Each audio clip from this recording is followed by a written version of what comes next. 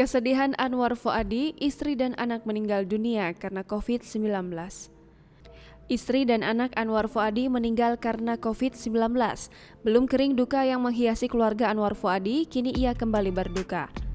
Pasalnya pada Rabu 21 Juli 2021, anak laki-laki Anwar Fuady meninggal dunia lantaran COVID-19. Padahal sebelumnya diketahui Ferry Senapati sempat ikut memakamkan Farida Fuady saat meninggal dunia.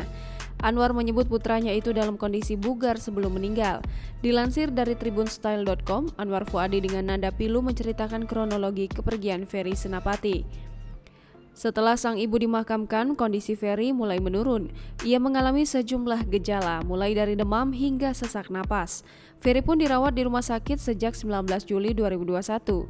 Ia kemudian menghembuskan napas terakhir setelah 2 hari menjalani perawatan.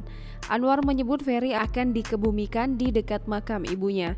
Sementara itu sebelumnya pada Minggu 18 Juli 2021, Haja Farida Fuady, istri Anwar Fuady meninggal dunia. Istri Anwar Fuady ini meninggal dunia pada pukul 4.40 waktu Indonesia Barat di ruang UGD Rumah Sakit Ciputra, Jakarta Barat.